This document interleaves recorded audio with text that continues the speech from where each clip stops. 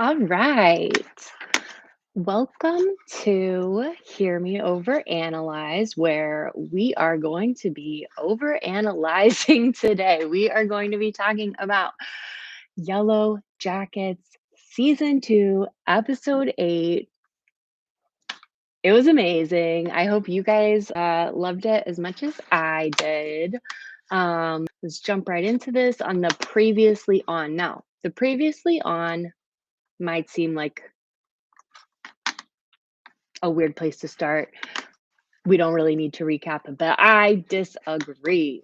Um, this goes all the way back to when I was really into Lost, and what they show on the previously on is just so telling about what the people who make the show think is important from the show's history. Now, in this one, they really didn't pull from that far away.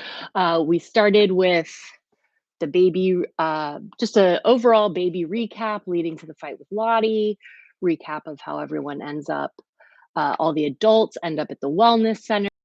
We hear Jeff nervously calling Shauna about Adam's remains being found, and Lottie realizing that her psychiatry appointments have actually been delusions.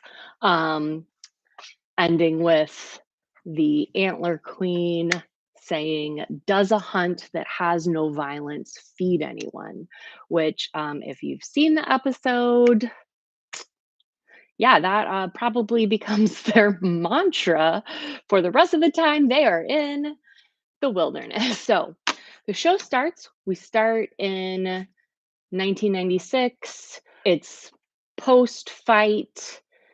And we see Mari and Misty helping Lottie walk over to pee in a bucket. So far in this series, we've been pretty spared of watching bowel movements, anything like that. This one was more than I was expecting. I wasn't expecting to actually watch her pee, but we do.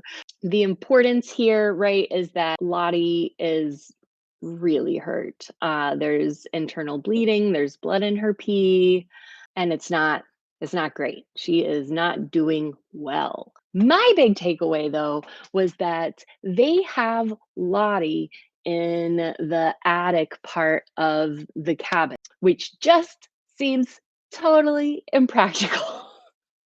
You're telling me that they dragged Lottie's broken body up that ladder. I I just don't I just don't understand. It seemed stupid to me, but I understand that they needed her separated from the rest of the cabin because of what happens later, but it just seemed bizarre. Right away, we have Mari complaining. That is what she does. She's either bullying someone, saying, like, just needling people, but Mari's complaining. And Misty loses it on her. Misty actually snaps at Mari. I could not have been prouder of Misty in that moment. She said what we were all feeling. And she said, "You have to be a little brat, just like you always are." Ooh, ooh, it was beautiful. Misty is not my favorite character, but in that moment, we were all Misty. In return, Mari does get a little bit of sympathy from me for once. She this I will say we actually got to see like this actress do like she looked hurt. She looked like a scolded little kid, kind of scared, sad. And we have not seen that from Mari at all so far. So that was really interesting. It's setting the stage for this idea of the girls being the pack. We knew this was coming, but we're finally getting to see it happen with Mari now kind of falling below Misty in that regard. So much so that Misty tells Mari to empty the pee bucket, which is a huge role reversal from when we saw Mari kind of bullying both Misty and Crystal, who always got stuck doing the gross chores. I know that supposedly they're using the cards to kind of like figure out who's doing what chore. Um, but we also know that Misty and Crystal both always get stuck doing the gross chores. It's not far fetched to believe that Mari was kind of setting it up that way, and now she has to do it. So we see Mari try to carry this gross bloody pee bucket down the ladder. She drops it, it goes everywhere, and we see Mari break down. We haven't really seen her break down up to this point before. We've only seen her kind of be cold. It was a weird breaking point for me personally. It seemed a little bit bizarre. Um, but I guess everyone has their breaking point, and that was just hers. So um, that's where she starts to lose it. And I guess the point that they're making is that this is the point where everyone is starting to lose it pretty badly. Okay, moving on. Um, Still 1996. Lottie does have some visions while she's lying up there in that attic that I don't know how they got her in. She does have some visions. Now, I had a theory about this that perhaps Lottie um, let Shauna beat her to that point um, because she wanted to spur the visions, was my theory. Um, this could be wrong. I don't know.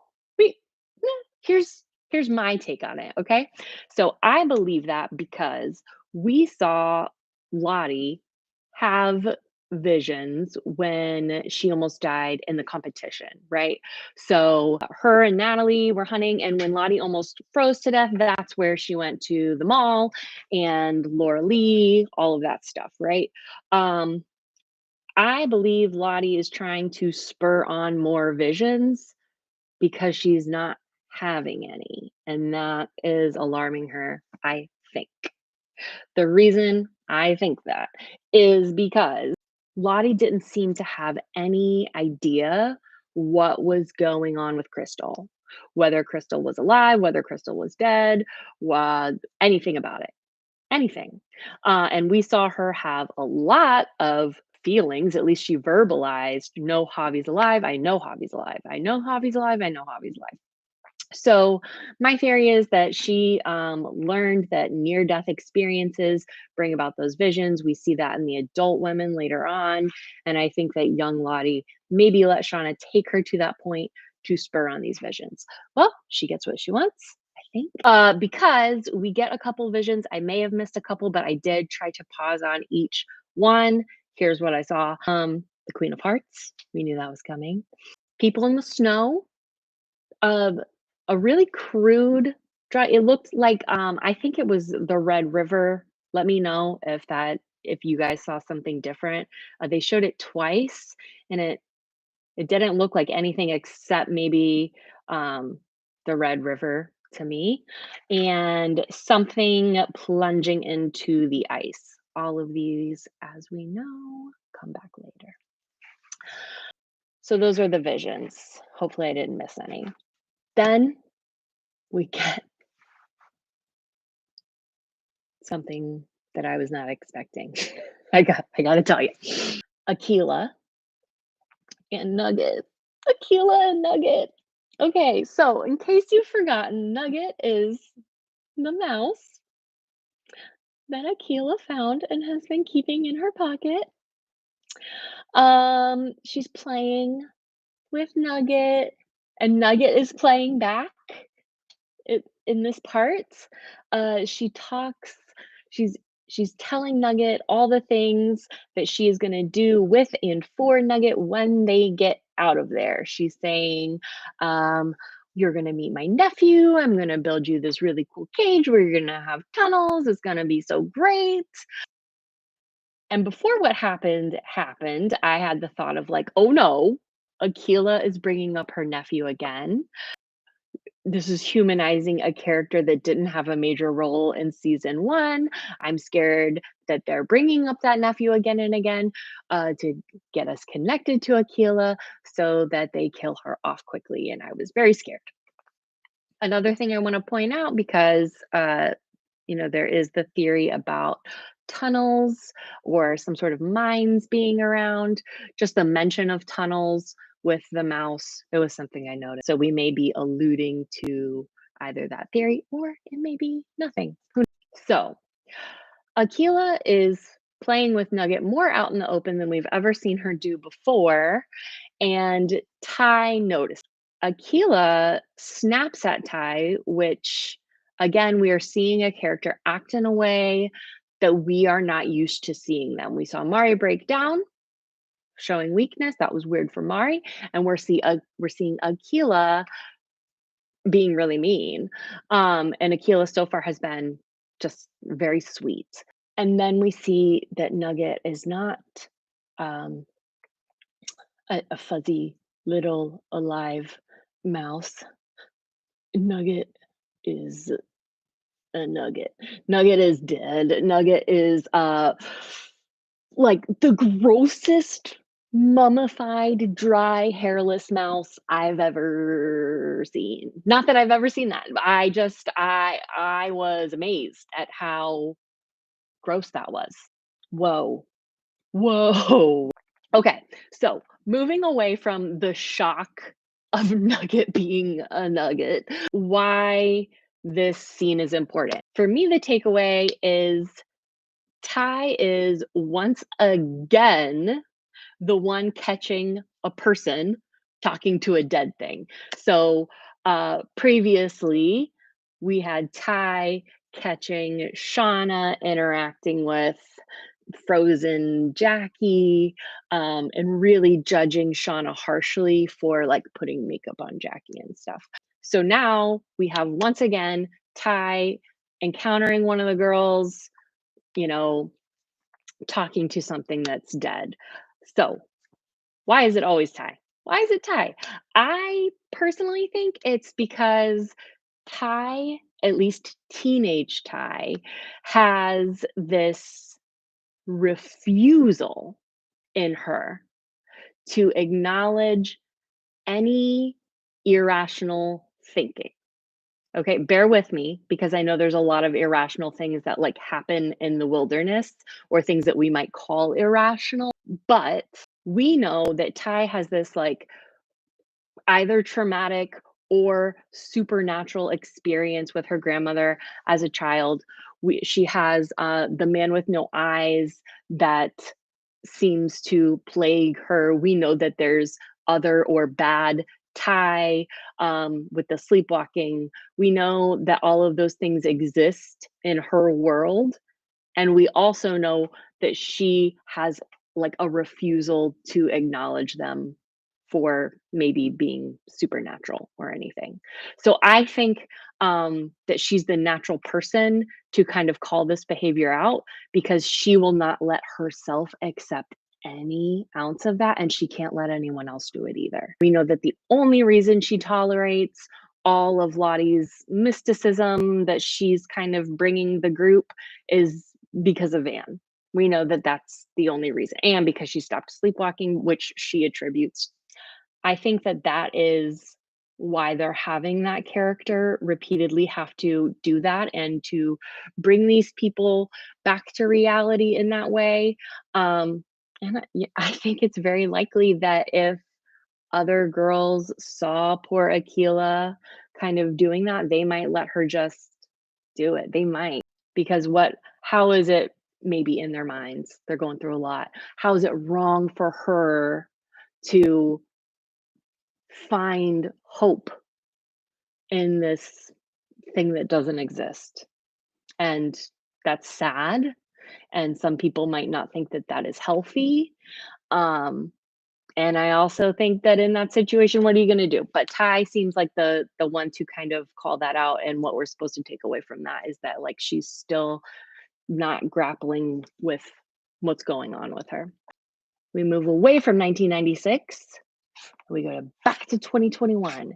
Now, I'm gonna try, you may have already noticed, I'm gonna go in the order that the show went. There's lots of different ways I can kind of structure these talks, and maybe I'll mix it up in the future, but I think especially for this episode, the way that it was structured seems really important to the way I talk about it. So we'll try.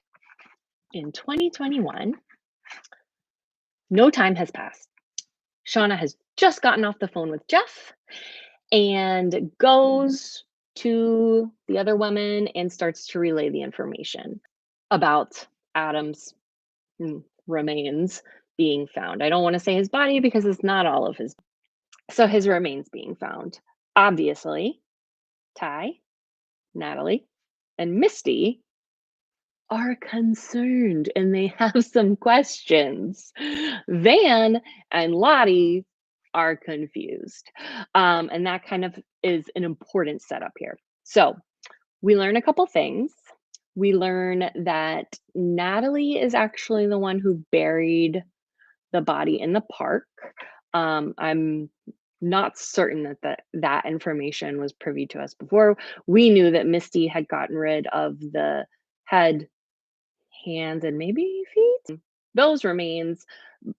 I didn't recall that Natalie was the one to bury the body. So Misty starts questioning her, like, you did it 6 feet, right? And it's pretty evident that Natalie's like, it was deep. Maybe probably not 6 feet. Van, this whole scene is important, I think. Not necessarily because the other women start to panic, because I wouldn't even say that they're panicking at this point. To me, I think that this scene is important because it's a big setup for a part of Van's personality that I'm not sure we've seen before. Van very quickly senses the weirdness of the situation, even though they tried to explain it away of just like, oh, that's Shauna just lost a friend. That's really unfortunate.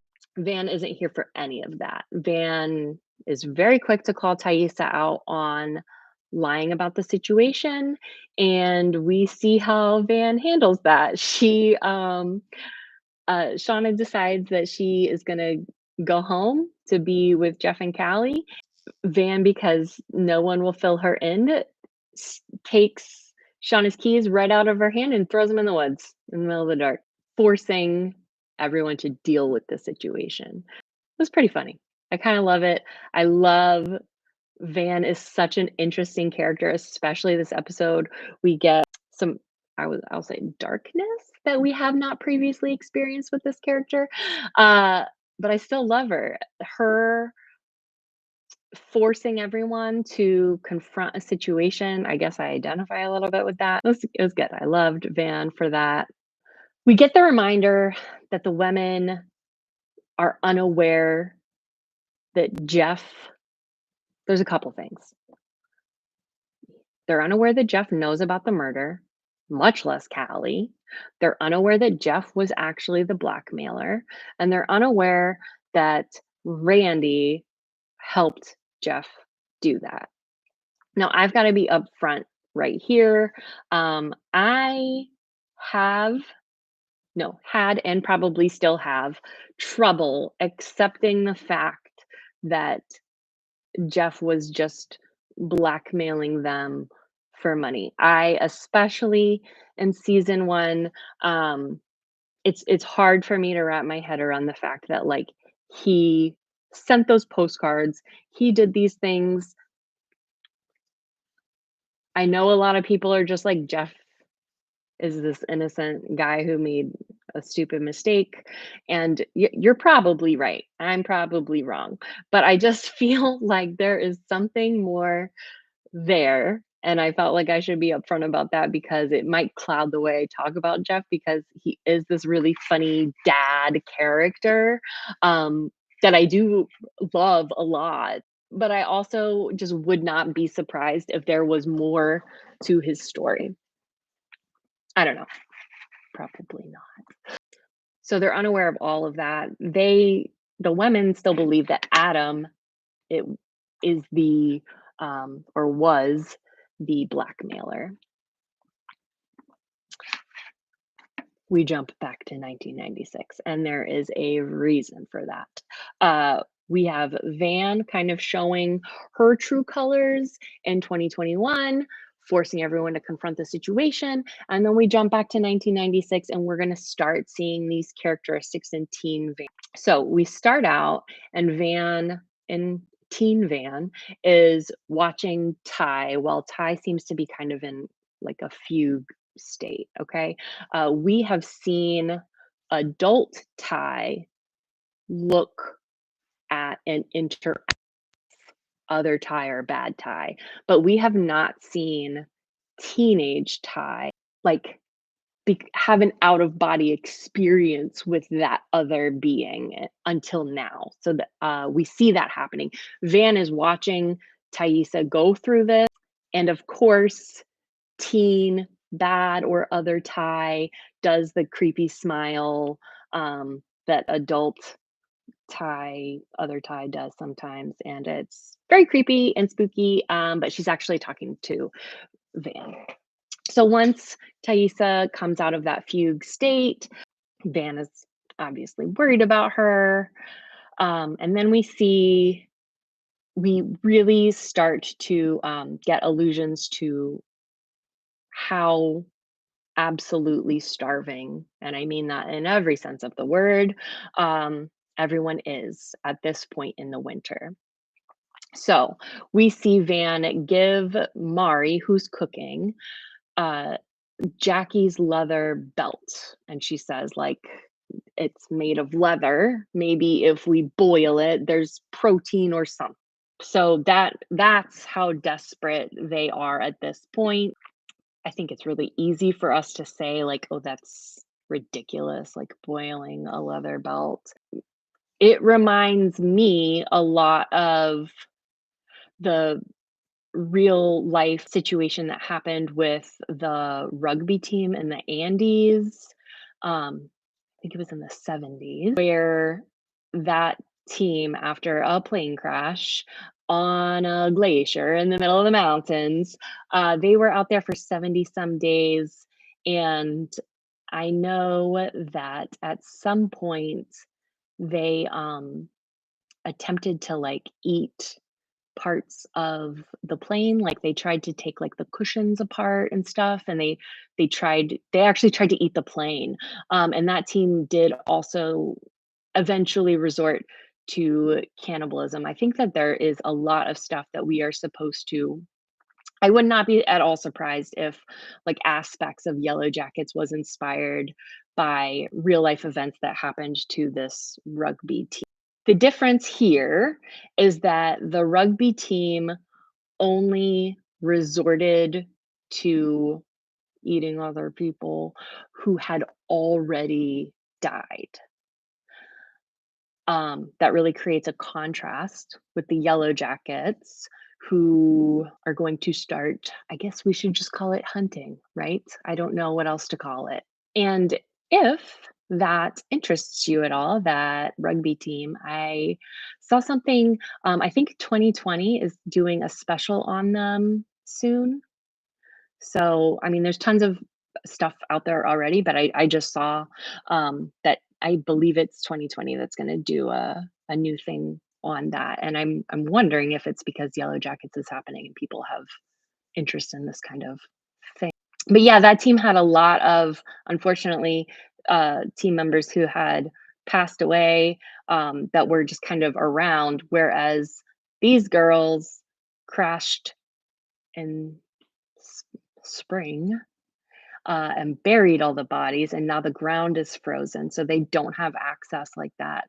So we're gonna resort to some dark stuff. But so we're watching them like actively starve to death. Jen and Melissa express anger with Shauna for beating up Lottie. I get that. I don't really know how I would feel in that situation. I think the whole thing is incredibly complex. Van shuts them down almost immediately, and she says something that we have to dissect. We have to, because what Van says. Lottie took it from her to protect us. I want to reiterate. Van says, Lottie took it from her to protect us. I think that sentence would be very different if the actress had said, Lottie took it from her to protect us, meaning like she took that beating. But like the way Van said it did not sound like that at all. The way she said it made it seem like she was talking about something that was in Shauna that needed to come out, which is obviously like anger. And there's like a way to simplify this, but the way Van talked about it made me think that there was a lot more going on. The way Van talks about Shauna's anger, she talks about it like it's not Shauna. She talks about it. She calls it it, and that's not the only time that's going to happen this episode. So I think it's important to talk about. They're personifying something the same way they're talking about the woods, but they don't seem, or at least Van doesn't seem to be talking about like a supernatural element that is the woods and is also inside of Shauna and all of these things. It doesn't seem like one and the same. She's talking about this in a way that like it's a separate entity, which I think is important, especially with the role that Van is getting ready to play with the rest. We cut away from them. We're still in 1996. Natalie is sitting down next to Coach, and Natalie says, maybe Lottie dying wouldn't be the worst thing. Coach misinterprets what Natalie is saying, and he basically says, like, yeah, she's in a lot of pain. Um, maybe just like ending that pain isn't inherently negative. But Natalie clarifies that she thinks it would be a good thing because Lottie has changed the overall vibe of the group. Lottie has brought some spirituality, mysticism into the group that Natalie has been like very clear she is not into it. And so, what Natalie is kind of saying here, while I don't want to like, you know, agree with someone saying that a human life should end. I would never do that. What I will say is that Natalie's saying that, like, maybe if people stop all of this weird mysticism that's going on, we can try to like focus on real survival. Maybe we can figure out a plan. I don't like the direction. This feels cultish, is kind of what Natalie is saying.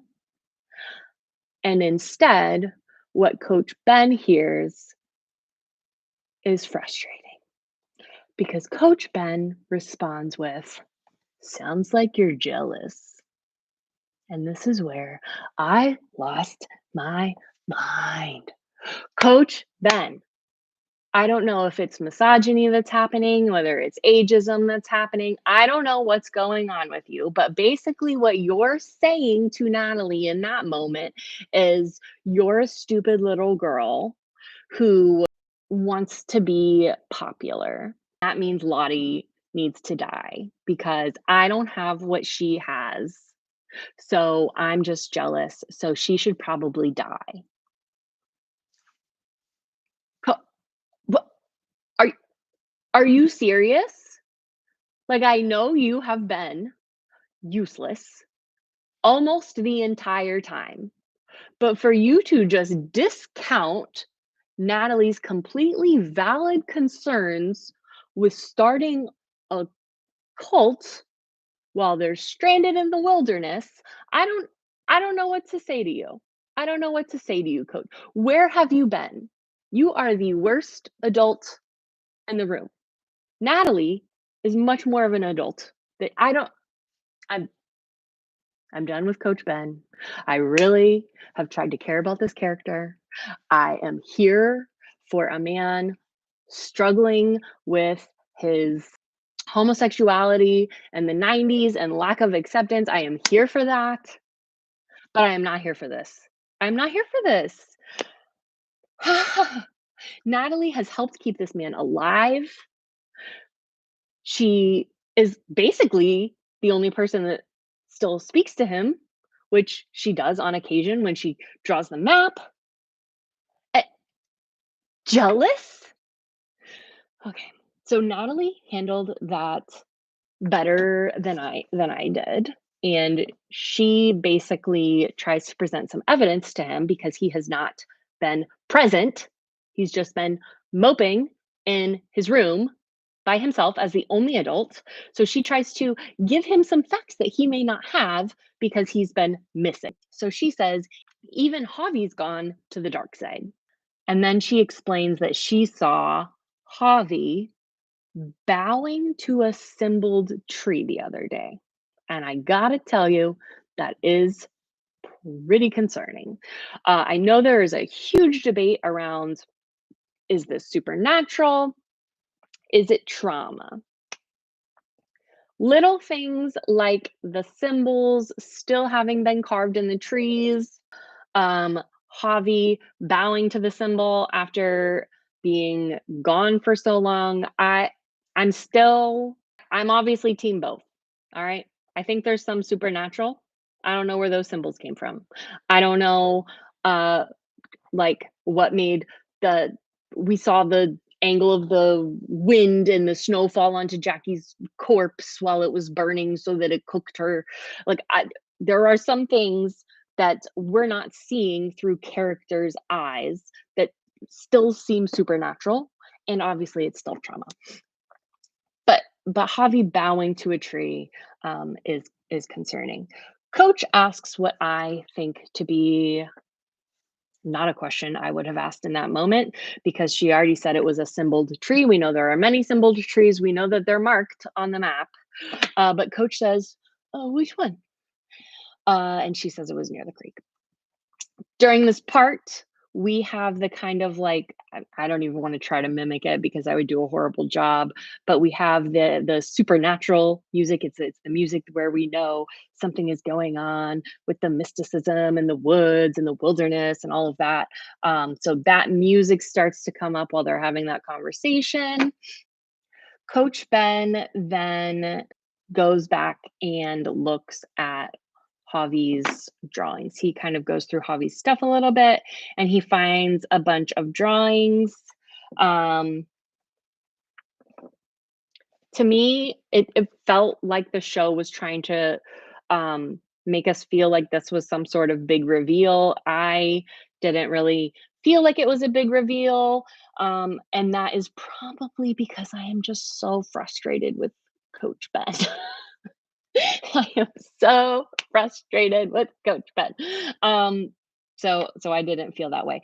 The only thing that I wanted to note, someone online took a screenshot of one of the drawings that Coach Ben shuffled through. So it's not the one, of the tree roots that we had already seen. It was one of the others. And the screenshot of the drawing that Javi did next to a picture of Adam's tattoo, they look incredibly similar. I put it on my Instagram because it was um, shocking. So thank goodness this is in the column of like Adam is not just Adam. So I wanted to point that out. Otherwise, Coach Ben rifles through Javi's stuff because all of a sudden he's nosy and wants to know what's going on, even though I'm very irritated with him. I'm just irritated with him. I'll get over it. No, I won't. I won't. We're still in 1996. Mari hears the dripping again. Not a whole lot happens here. Mari hears the dripping. Ty says, "So do I." Mari looks at the wall and she hallucinates. We're led to believe it's hallucinate, maybe it's supernatural, blood coming out of the wall. The only thing that I think is worth talking about in this part, unless I really missed something, which is totally possible, definitely comment and let me know if I did. But to me, the only thing that is really noteworthy in this moment is her screaming, "They're dead. They're dead. They're dead. They're dead." Who, who, who's dead? Who's they? Who is the they? Nobody asked. Nobody, just me. No, I'm sure other people did, but nobody on screen asked who's dead. The other people in the crash, we didn't see Whole lot of blood there, and that was months ago. Not that you should be over it. Obviously, lifelong trauma, but what? Who? Who's dead? Who? Whose blood did you think that was, Mari? Tell me. Okay, that was it though. Jump back to 2021. We have cops showing up at Shauna and Jeff's house. All right. They have a search warrant. They are going to go through everything. Kevin Tan tells Jeff, like, he openly tells Jeff that Shauna is officially a suspect in Adam's murder. The I feel a little bit bad because I can't remember the character's name. I just in my brain, he's the creepy cop. He's the one with the mustache who was hanging out with Callie. And he can say that that was for his job all he wants. I think he's a creep. So from here on till the end of this, where I will try to go learn his name, he's creepy cop. We've got Kevin Tan and creepy cop. Creepy cop decides to uh, be the one of all of the other police officers there to go and search Callie's room. It's really important for him to do that section of the house. Callie, good girl, is recording this encounter.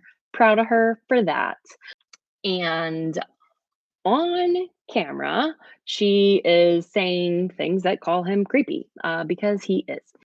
But basically, on camera, like she's still holding up her phone. There is a point where she puts it down, but when she is still holding it up, he basically says, like, oh, nice try getting to think my partner that we slept together.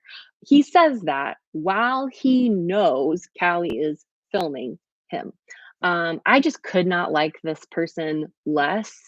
It frustrates me that he's right about who committed the murder because I just genuinely hate him. I just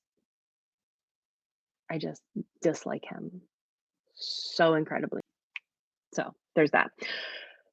Kevin Tan is questioning Jeff at the kitchen table. Jeff asks about a lawyer. He's like, "Oh, do I need a lawyer?" It like word for word exactly what Shauna said the first time Kevin Tan came by, and Kevin Tan fails me. He fails me because Kevin Tan says, "Oh, uh, man, you and your wife keep asking for lawyers. Man, that makes you look guilty. It looks like you're hiding something." This is something that frustrates me beyond belief because it is your right to be represented by an attorney who knows the law. At this point, Kevin Tan has literally said the words out loud to Jeff, your wife is a suspect, meaning the only reason we are here is to prove that she and maybe you committed crimes. Now, don't get me wrong, all people deserve attorneys. Why in the world would Jeff not want an attorney in this situation? Kevin Tan can't even be pretending that he's talking to them out of a courtesy. He has told them, we are here in an effort to prove that you have committed a. So his saying, oh, this makes you look guilty. No, you told me you think my wife is a suspect. You think we look guilty already. I just want to reiterate, guilty, not guilty, a little bit guilty. I don't care. Everyone is entitled to an attorney, and that should not make it seem to the police like that person is guilty. It just makes me so mad. Okay, at this point, Creepy Cop comes in with Kevin Tan, and they are both talking to Jeff. And they use a tried and true tactic of showing Jeff pictures of Adam's body. This was obviously done to shock, and it works. This scene is significant, in my opinion, because Jeff is finally seeing who his wife is. We know he's read the diaries or the journals. We know that he knows a lot about Shauna and what she did or what she had to do or whatever. We know that he knows a lot. We don't know if he knows everything, but we know he knows a lot. We also know that he knows she actually did murder this fellow human being. She tells him that. But when confronted with the actual images, these remains and how they've been desecrated, it's too much for him. He has to really look in the face at the darkest aspects of his wife. And while I think he knew that those aspects of her existed, I don't think he knew maybe how good she was at them, and how good she is at compartmentalizing. Because I think that he kind of has this idea, and I think this is natural. I think I would probably be the same. This idea that if his wife does have this dark side, that she can't really be that dark or that evil because it would be obvious. She wouldn't be able to live a normal life. Like I know her. I see her. She's what irons and watches Jeopardy, right? So I think her ability to compartmentalize like that really astonished him, and he gets very creeped out by it. We learn that they were able to identify Adam's remains through bone marrow DNA. So basically, Adam had a friend who had cancer. Boy, do I understand that. And that friend who had cancer needed a bone marrow donor, and Adam did that. So they had his DNA on file. Obviously, I think it's obvious. We are supposed to speculate who that friend is. It seems obvious that it's Walter. Maybe. Who knows? Jeff gets overwhelmed by all the pictures, and the precision with which it was dissected, I guess is maybe the right word. And he says that he's not going to say anything else until he gets a lawyer. And hopefully he follows through on that. We have not actually seen him get a lawyer, and they really need one at this point. So hopefully he follows through on that and doesn't just keep talking to Kevin Tan. Jumping sideways over to the women in Lottie's commune, what do we want to call it? Wellness center. Shauna gets honest. I think this is the most honest we've ever seen her. She gets honest with herself about a lot of things, tells everyone Jeff knows about the murder. She says that she needed to tell him because she needed him on her side. And Ty says something interesting. Ty says that we all want things that we can't have. And she says it very angrily. Everyone's very angry with Shauna. But Ty saying we all want things that we can't have. I think this is important because what we have seen with adult Ty is her getting what she wants. In season 1, we were led to believe that like altar she made in her crawl space was to win the election. We see Ty getting what she wants a lot, and kind of the measures her conscious or subconscious will go to get that. It's pretty hypocritical. Shauna implies that everyone there has secrets, and the reason that that is brought up is because we are reminded about Jessica Roberts. Little side thing about Jessica Roberts, very quickly, that I want to point out.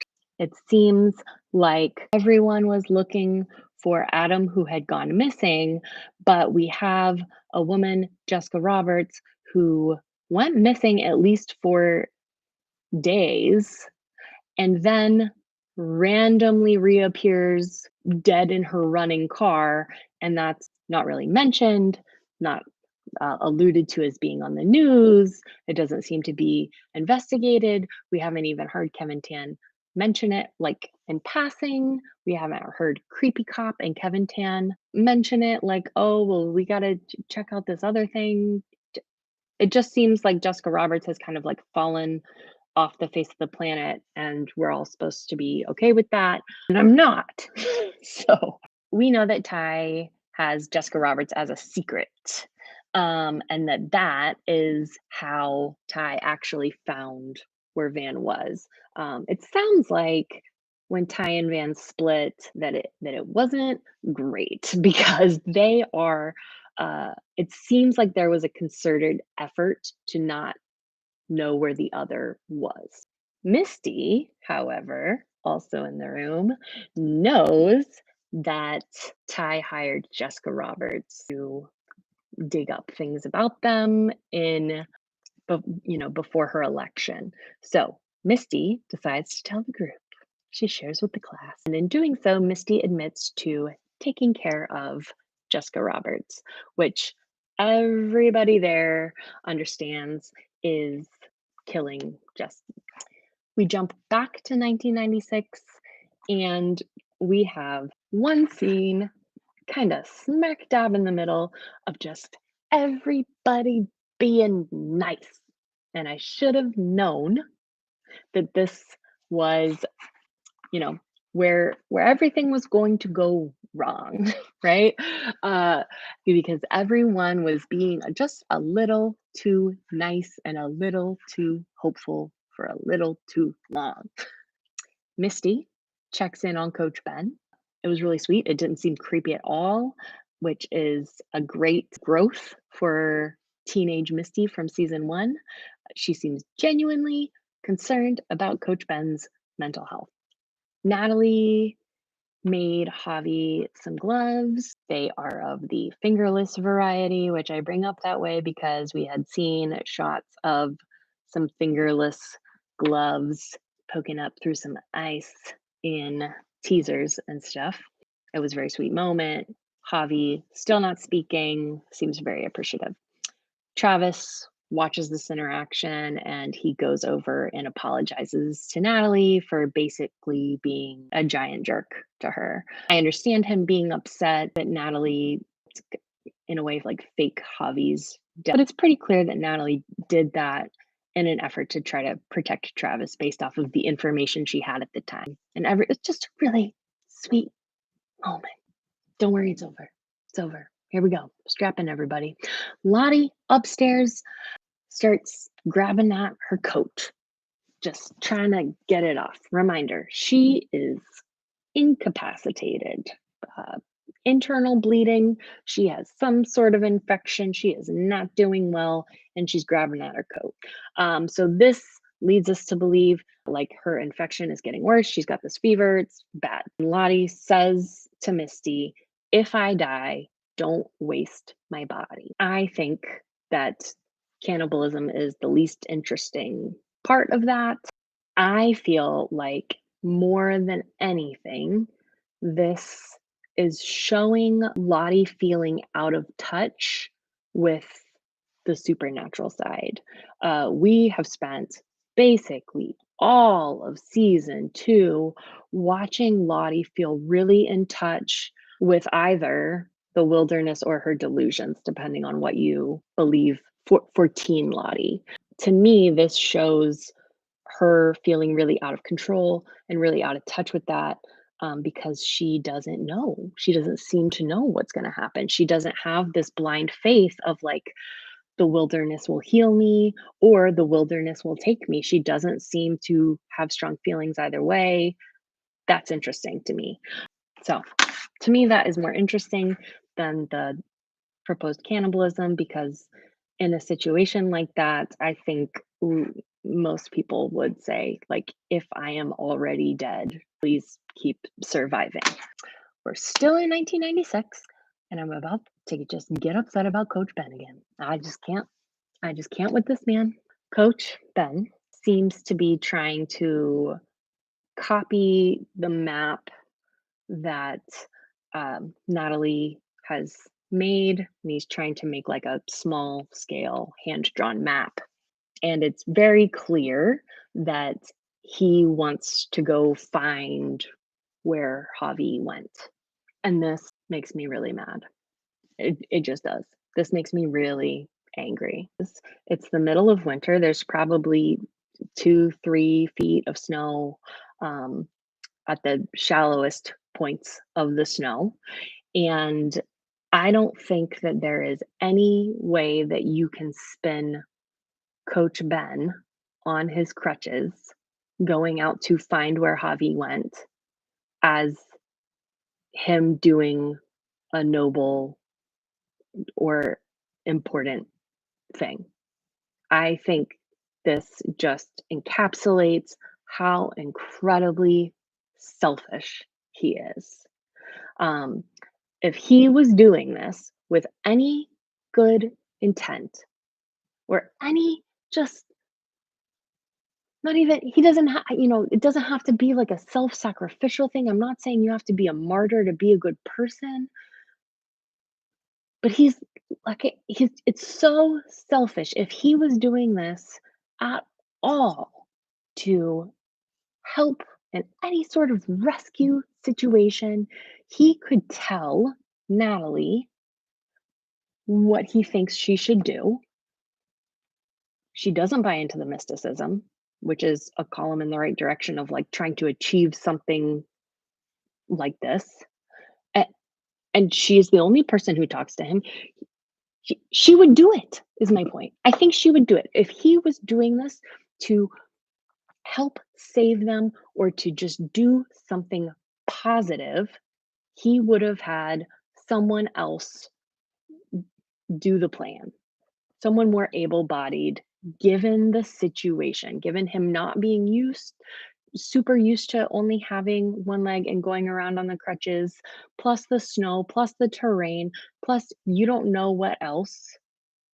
He would have had someone else do it. My vote would have been Natalie, maybe Natalie and Travis. And they would have done it. But he doesn't. He decides to go do this by himself, um, because I think he's incredibly selfish and I don't see this being good at all. Um, and then he sets out on his crutches. He just leaves all of them without saying a word to anyone. So maybe best case scenario, he's creating additional possible trauma for these for this group that has already been through so much by the only adult who has not helped in any way, shape, or form, just disappearing. I'm over him. I can't with him. I just, okay. Jump back to 2021. We are with the women, and Misty is coming clean about Jessica Roberts and all sorts of stuff. So, Misty had already admitted to taking care of the Jessica Roberts situation, which everyone implied meant unaliving her. But Misty goes all in and she admits to the group that she held Jessica Roberts hostage in her basement. um, Now, that that was pretty bold of her. I've got a lot of theories about Misty that I think I will make just a separate video about. Um, but basically, this is helping to confirm a lot of theories that I already had about Misty. She also admits to pretending to be the FBI when Randy Walsh was being questioned. And in this, she calls Walter her boyfriend, which was really disappointing. Um, we know that Misty has a lot of attachment and boundary problems. Um, it's the reason I say disappointing is because we saw teenage Misty um, be set straight with like expectations and attachment with Coach Ben in season one. And to me, it seems like she handled that relatively well. We don't see her still, teenage Misty in the winter approaching Coach Ben with those same sort of feelings. It seems like she's kind of let that go. So it's really disappointing that 25 years later, Misty is still having these um, really intense attachment problems. Um, but in this conversation about Misty and Walter pretending to be the FBI while questioning Randy Walsh, trying to figure out where Natalie was, the group figures out that Jeff was actually the blackmailer. Oh no, Shauna. You thought the heat was off of you. You had Misty admitting to murders and holding people hostage in a dungeon in her basement. But nope, back on you, Shauna. It's back on you. Because her husband was the blackmailer. Like I said earlier, I just really struggle thinking that Jeff, first of all, didn't need a Jessica Roberts to hunt down uh, all these women to send them postcards. Um, then was he doesn't seem or he's not presenting himself like an evil person. So bringing up that trauma, using the symbol on the postcard seems really evil, especially when the postcards didn't even end up saying anything about blackmail. He did that all through text. It just seems like unnecessary. I just really feel like there's something else going on with Jeff here. Um, but I'm probably wrong. All right, moving on. We get to this intense cut to the Walter. It was beautiful, guys. If you haven't watched it or if you were not paying attention during this scene, you need to go back. I'm sure I missed things, all right? I'm sure that I did. But I went through this scene frame by freaking frame because it was just beautiful, intense, just everything I wanted it to be. It was just so much. It was just great. Um, so what's going on with Walter is he is doing a puzzle, which, if you know me in my real life, you know I hate puzzles. So I was immediately like, Walter, I knew you were a puzzle person. So he's doing this giant puzzle and this like intense Scandinavian style home with these crazy windows. Um, in the they do like a overhead shot of the puzzle. He doesn't have a ton of it done, but what I did see is I saw a ship and an astronaut. Um, I do feel like they showed us these things on purpose. I don't know why they showed a ship and an astronaut, but that is what the bits of the puzzle that he had done. If you have theories about the ship and the astronaut, let me know. Um, but more disturbing for me than the puzzles, this man is drinking milk out of a wine glass. He he's alone in his home doing a puzzle, drinking milk out of a wine glass. Somebody call the police. It's not okay. So, I guess I don't know what else to say about the milk in the wine glass, but it was just and don't tell me it was like a White Russian. That's that's still just basically drinking milk. It's gross. It's gross. Out of a wine glass? Okay. So, a couple things. Like I said, he was in a Scandinavian style home, I think. I don't really know a lot about architecture, but that is what popped into my brain. And I said, I think that's right. And more importantly, his house is not a boat. His house is not a boat. His house is not a boat.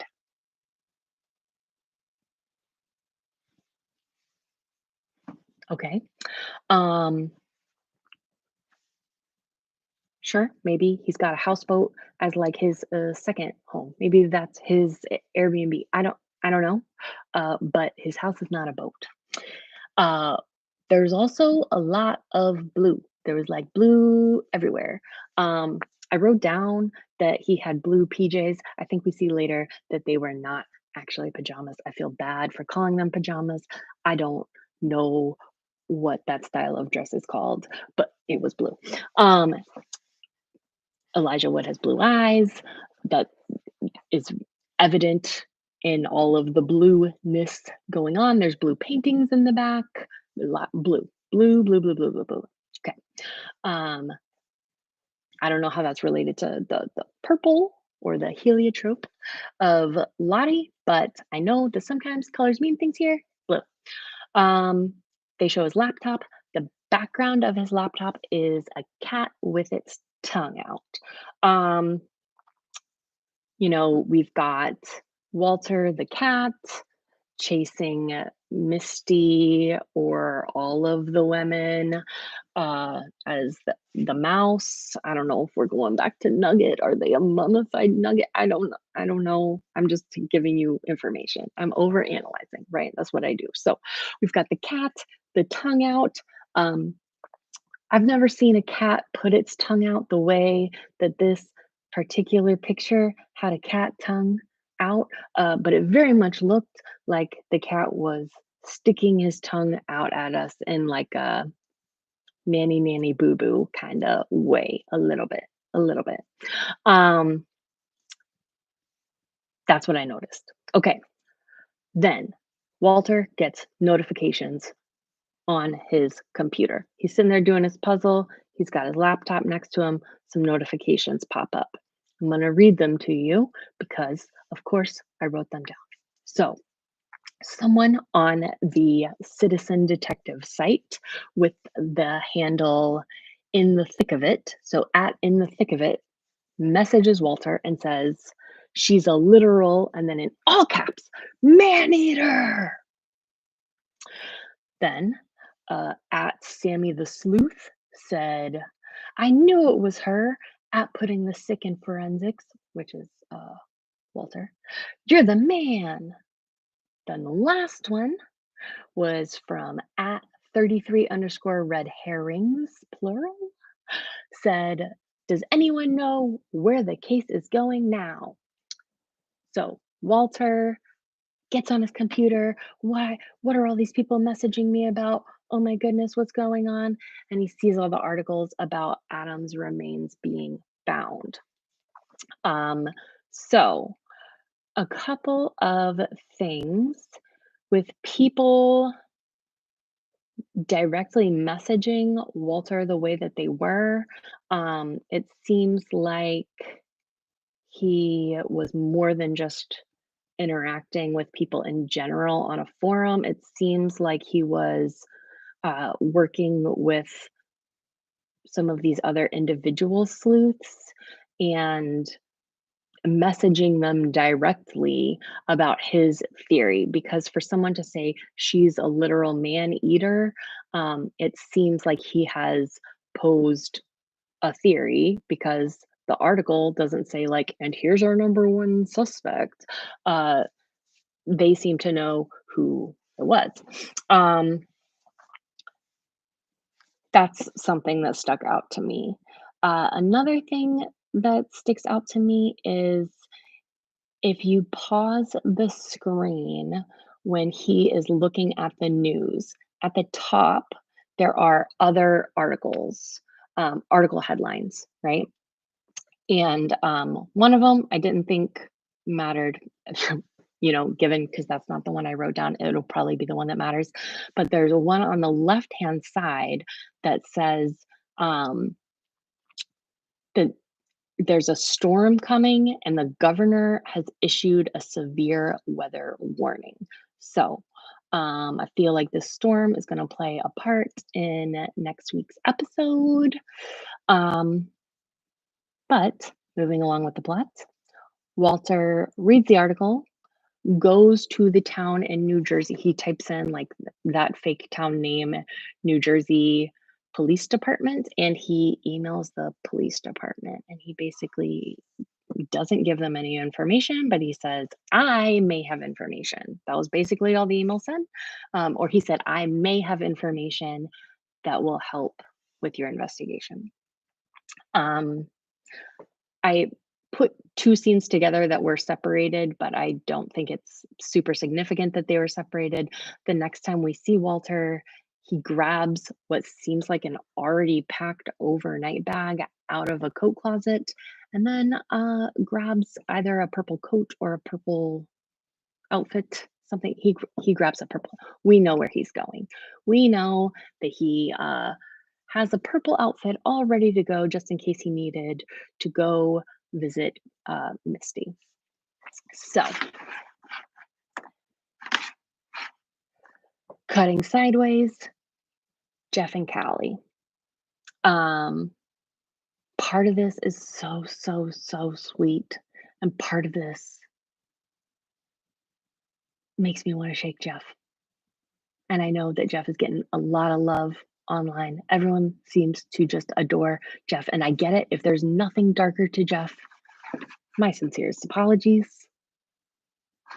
But I'm just giving him a little side eye. Okay. So poor Jeff, like genuinely, poor Jeff, has a dream. And it's pretty obvious that it's a dream pretty quickly.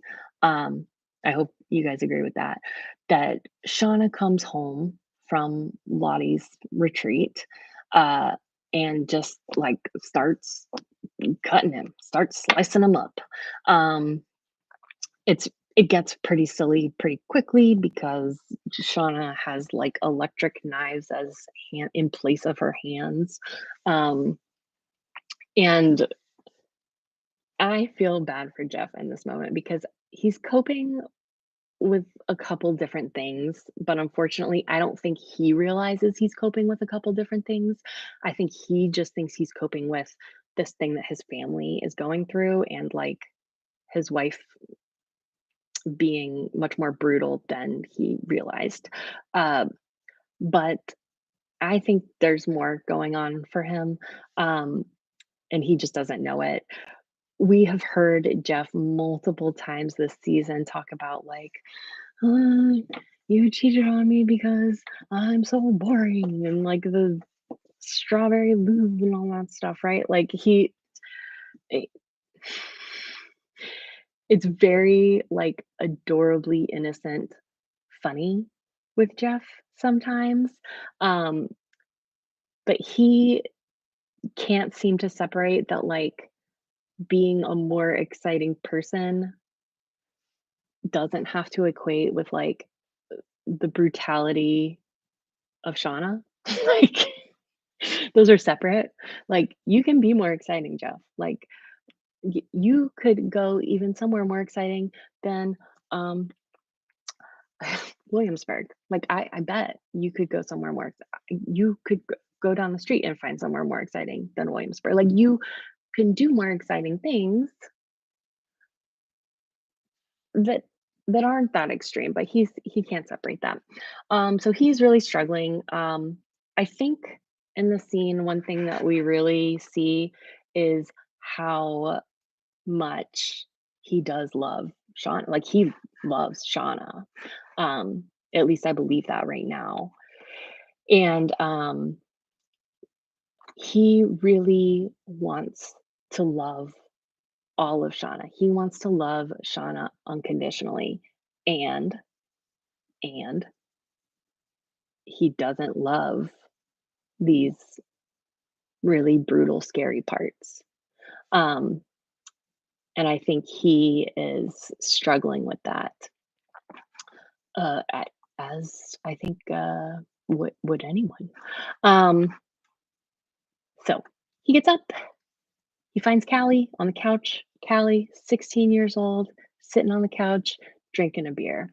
Um, I know Callie has gotten a lot of hate this season. I loved Callie in this moment. Like, poor freaking Callie. I think a lot of people forget what it was like to be 16. Um, I am reminded often of what 16-year-olds were like, which reminds me what I was like as a 16-year-old just because of the nature of my work. Uh, but like 16 is such a tough and important age. Um, she feels adult, but she's not adult. Her brain is literally not developed to be adult at all yet. Um, and she is grappling with all of this stuff almost completely by herself. Um, and she is really scared in this moment that the brutal pieces of Shauna um, are like genetic characteristics that are passed down to Callie. And the entire reason that she's even worried about this, amongst all of the other trauma she's currently experiencing, are because the creepy cop put this in her mind, added to the list of reasons I can't stand him. Okay. Just traumatizing a 16-year-old uh, for no reason. Um, and I think that that's a really natural fear that if you're related to someone that you think has really negative traits, to worry that those traits can be inherited. And I can't imagine what that must feel like for someone um, when they know their mom is capable of murder. Um, and like the brutality of that murder, not like an accidental thing or just, I don't know. We can all agree it was brutal. Um, so Callie's processing that. Um, then we learn something that I think we all didn't think was true. We learn that Jeff actually freaking knew about the baby that Shauna had. This I was not expecting this, guys. I have overanalyzed this show up, down, and back again. I was not expecting for Jeff to know about the baby. I, I'm speechless. Like, it caught me off guard. I like being surprised sometimes. Um, that was a big moment. So he tells I think the reason that he shares this really sad story with Callie is I think Callie's her entire life, she has just been told your mom went through something horrific out there. It was horrific out there. People died. Her best friend Jackie died. Like, it's really hard, I think, especially for teenagers to um, really empathize with someone's experience or like understand why I truly understand why someone acts the way they do based off of a trauma if you don't have enough information. And Callie wasn't given a lot of information, which I also think is fair. Like from a mom perspective, you don't want to share with your daughter and like traumatize your daughter based off of your own trauma. Um, but no one has ever really talked to her um, about like some of the other things. And so I think that this was something that Jeff could give Callie that he knew about that like would just explain just a little bit of like the gravity of things that happened out there. Um, Callie and Jeff, it was a very sweet moment. So I'm going to give Jeff some ratings right here. Okay. Jeff, as a dad in this moment, A plus. I loved this parenting moment between Jeff and Callie. A plus parenting moment. He shares so that she can understand that there's more to this experience and this trauma that she survived without giving too much detail. He didn't um, go into the nitty gritty with her. He just brought it up as like, there's a lot you don't know. This other thing happened. It's really sad. Um, and then he hits her with this grade A parenting statement. That's your mom's burden to bear, and mine too, I guess, but you don't have to make it yours. Chef's kiss, Jeff. Yes, I have not seen you do a lot of parenting on this show, Jeff. Loved it. I loved it. I loved that moment. A plus parenting. Being a husband, D minus. D minus husbanding in this moment, Jeff. Disappointed. Disappointed, Jeff. Because I'm gonna reread that same really good parenting statement. Okay. That's your mom's burden to bear. And mine too, I guess. But Jeff, Jeff, Jeff, be better. You guess? You get I know you weren't there. I know you couldn't be there to actually experience that trauma with Shauna, but we have got to stop, like, excusing men from being accountable for that type of trauma. Not accountable for, that's the wrong phrasing. It's obviously not his fault that Shauna had a baby in the wilderness and went through that trauma by herself without her relationship partner. But first of all, men are allowed to experience loss and being traumatized through that loss. And it is bad for everyone when we pretend that they cannot. Feel that loss, Jeff. Be better. My God. Okay. Moving on. 1996. We are back with Misty. Misty tells the group what Lottie said. Basically, that Lottie said she would not want her body to go to waste. Um, First of all, they did believe that Lottie said this to Misty. I was really nervous that they were all going to be like, Misty, you're lying. Like, I thought this could have gone poorly for Misty. Um, Misty should not be uh, the informer, the messenger, if you will, for things like this, um, given that nobody trusts her. So, um, everybody there agrees that they cannot imagine surviving in the wilderness without Lottie, um, which is really kind. I think that uh, that would make someone feel valued. What bothers me about this is that I do feel like at this point they should feel that way about everybody around them. You have been in, I mean, you essentially have a trauma bond with every single person there, and it just harkens back to nobody. Is it? Is anyone bothered that Crystal is gone? No one. You guys didn't find her body. What do you? No one. You can't imagine surviving this without Lottie, but you've already like forgotten Crystal's name. Okay. Okay. Sorry. I'll get over it. Except I probably won't. Um. So they say they can't imagine doing it without Lottie.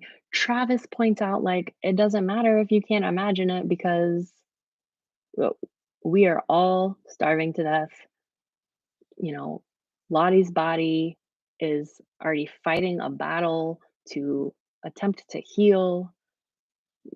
She can't do that uphill climb if she is starving. Her body needs nutrients. Um, this implies this is the beginning of the implication that they're gonna um, do the first hunt. I Something that I was not anticipating is that that hunt will be a sacrifice essentially for Lottie. And in a way, all of them, right? Because he does make the point that like we will all starve to death. But this starts out as like we need to do anything in our power to keep Lottie alive. Interesting.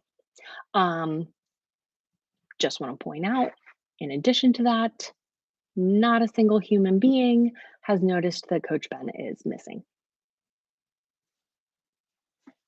Okay, 2021, we are back with the women. I combined 2 scenes here because I think that is a good idea. I just felt like it. So, the group's arguing about Jeff being the blackmailer. Um, you get I really got the sense in that moment, the way that they were arguing, it was so, real. Like, they did a very good job of having people argue and feeling stuck. Um, you get the sense that these women are isolated from everyone else, even though they hate each other. They are stuck.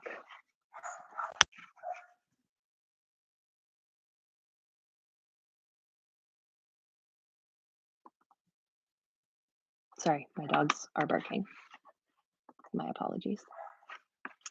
Um, these women are stuck with each other and they are isolated from everyone else, even in the middle of civilization. It's like they are all that they have. They hate each other. They don't want to deal with each other. Um, and they are in total isolation, even 25 years later in civilization. It's really sad. Um, Shauna says for the 50th time that she doesn't know what's happening to her and basically that she feels completely out of control. Everyone keeps telling me that Shauna is really smart. We haven't seen a ton of that um, this season, but I'm going to give it to her here because she's at least self aware. She says, I am completely out of control and I don't know why. Juxtapose this with Shauna being out of control and beating Lottie almost to death. Um, we have a long history of the show, history repeating itself. I will go into that at a later date. I've got theories.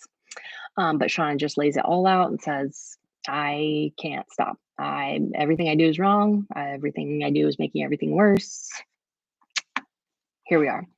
And Lottie uh, cuts Natalie off because Natalie is doing like therapy talk basically to Shauna, where she's like, thank you for being honest. Let's all be honest. And like Natalie is going through the motions of um, what she knows from years of therapy and rehab.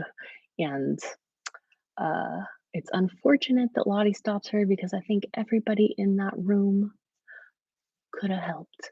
But Lottie cuts her off and this is one of the first times we hear Lottie say a lot this episode.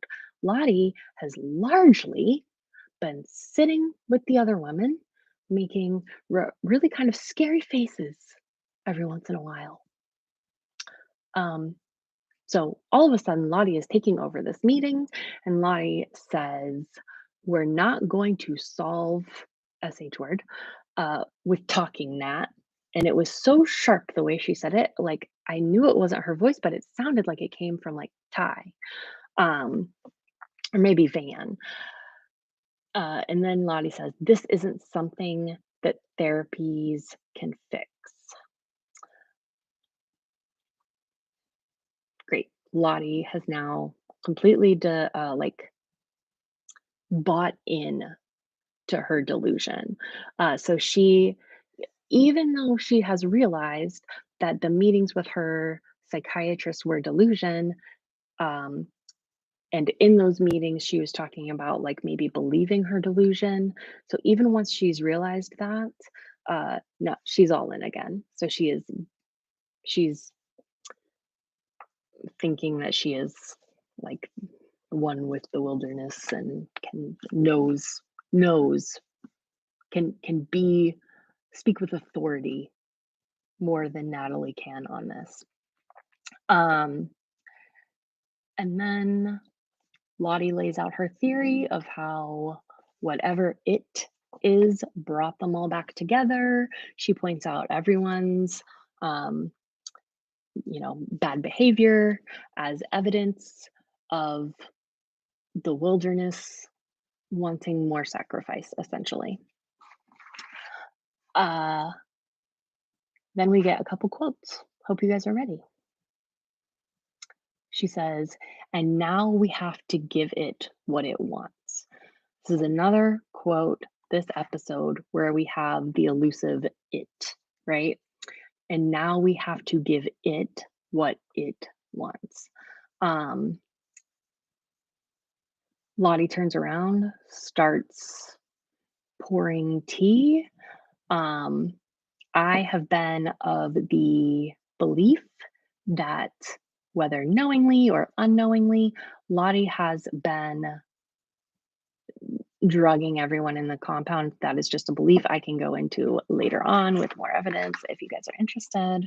Um,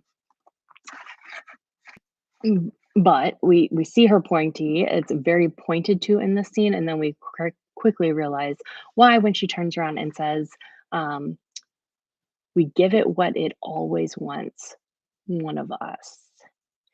In one of those cups that she poured, there is poison, and she wants just everyone to pick up a cup, and one of them will just die. And she thinks that that's an okay way to live her life right now. Um, and she ends the last time we see, I believe, maybe not. Sorry if this is a lie.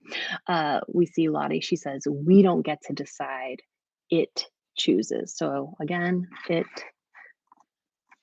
Okay.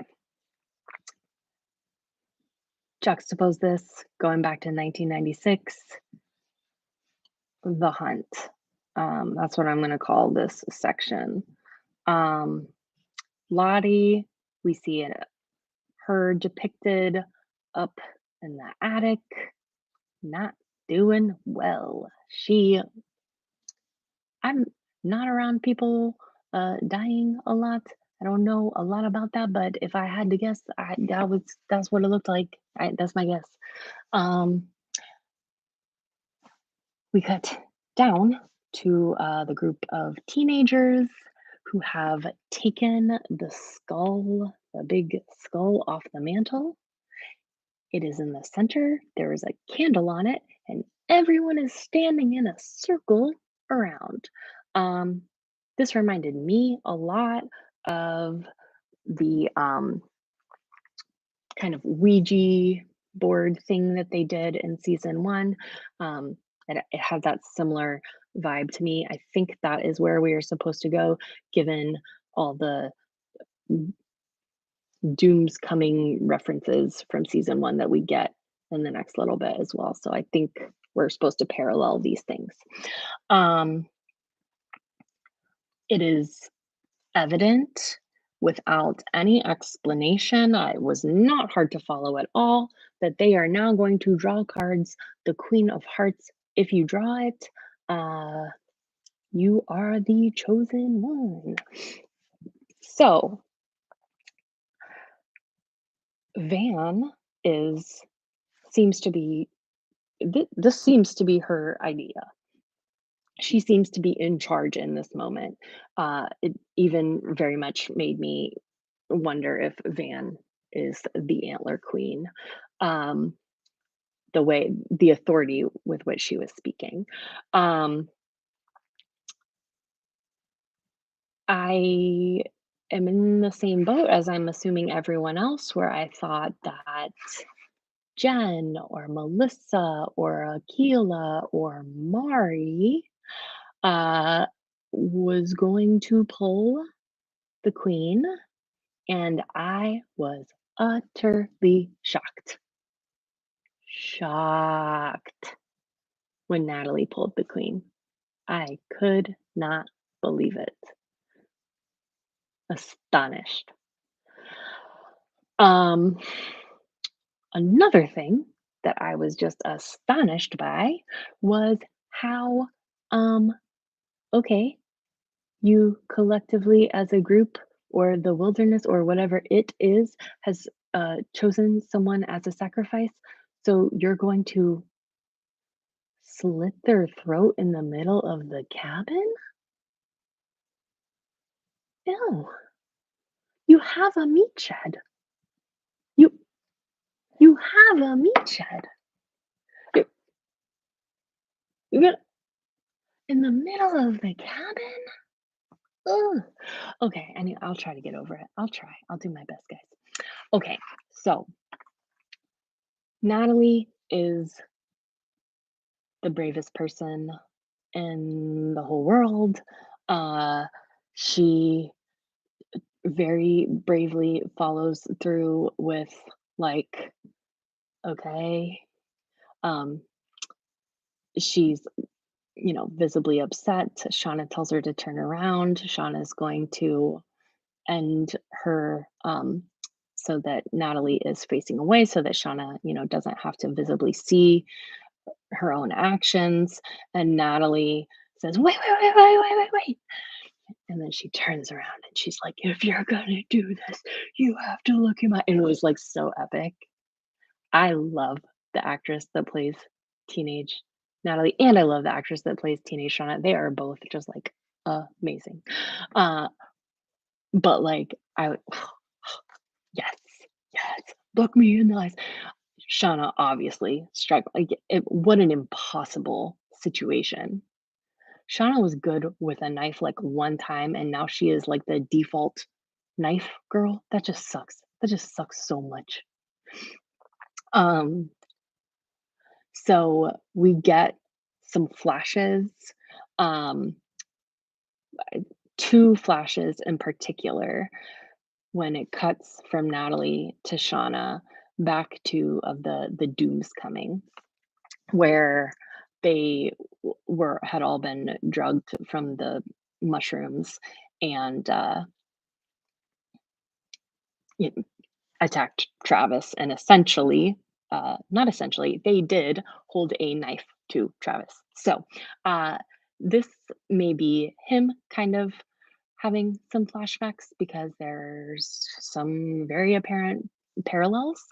And he attacks Shauna, knocks her to the ground, and he looks at Natalie and says, run, which is exactly what Shauna said to Javi on Doom's Coming, right? So Shauna looked at Javi with like the all black eyes, and it was like so creepy. And she run. It was like dark and blah. Travis didn't have the eyes or anything, but he said run. Natalie takes off running, and then immediately, like a switch had flipped, everyone in the room went from looking on in terror of what was going to happen to Natalie to they are now the pack of wolves. They are. They have become. They have, I don't know, evolved or devolved into that like true animalistic hunger. Um, a couple girls hang back and hold Travis hostage at knife point. Javi looks at him, takes off running. Uh, does not seem to be in the same way of takeoff running as the pack. It's pretty evident who is like in the pack and who is not in the pack. Um, so yeah, I was disappointed again, not the first time this episode that I was disappointed with Misty. Misty is the one to yell when Natalie takes off running, "She's getting away!" Um, I was disappointed that it was Misty. I guess I was expecting it to be Mari, and, I'm worried that because Misty stood up to Mari and kind of, like, got above her in the pack a little bit, that now Misty is gonna take on those negative traits. I hope not, but that is something I'm worried about. Um, so there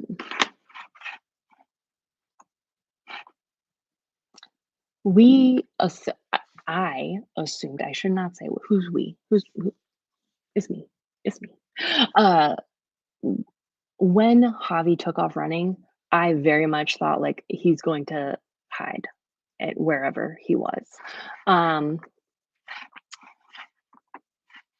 okay, I feel like I missed something. I did. I missed talking about Coach Ben finding where Javi had gone. Javi, uh, yeah, I'm just gonna include that here. So, um, Coach Ben finds a tree. He moves a fern. There's a hole in the tree. He goes down it. There's not a lot to it. He goes down it. Uh, it does look like a series of tunnels, which is something that a lot of us had been thinking. Um, I'm incredibly interested in where these tunnels go, uh, and who else has been down in the tunnels. But I'm not incredibly interested in Coach Ben. I've been very clear about that. So Coach Ben goes down there. He finds where a fire had been and presumably like small animal bones. And there's like a ton of the bones, like someone had been eating small animal. I don't actually know. I'm not like a small animal bone expert, but that was my assumption. It looked like chicken bones. Okay, so Javi is running, and to his beautiful little credit, because he's a good person, he finds Natalie, and Natalie, obviously, she is being hunted. So, like, the reasoning parts of her brain are not currently, uh, you know, firing. She is in survival mode. She does not know whether she can trust Javi in this moment. Is he tricking her? But Javi actually speaks. And he says, come with me. I know where we can hide. And Natalie does. Um, we get shots of the pack in what I would call full frenzy. Um, here's how you know just some interesting stuff. Um, as humans, our main like sense, whether we realize it or not, whether you think you have bad eyesight or not, is our eyes. We do most of our perception through seeing, most of it. So like that, we depend on eyesight way more than other animals do. Some other animals have better eyesight than us. You know what I mean? Um, so when we're watching the now frenzied pack of the teenage girls running, they are doing things that are not natural to like human interaction. They are sensing with their other senses. So they're depending more on mainly what we see smell. Like we see some of them sniffing the air as if they could sniff out Natalie, and ears, like the way they're moving their head so that their ears can be positioned different ways. Those are not usually ways that human beings um, like perceive the world around us. Like when we do have smells and things like that or sounds, we take in the information and they help. But our main way of perception is eyesight. So watching the frenzied pack use the other senses the way like a pack of wolves would was disturbing. Um, and Javi and Natalie are running. They're trying to get to the tree in the tunnel, and they have to cross the pond, a pond. And so now there's a clearing, there's no more trees for them to hide, there's nowhere for them to hide, and they're sprinting across this pond, and the pack is chasing them. The pack found them, and it's this mad sprint, and you hear the ice crack,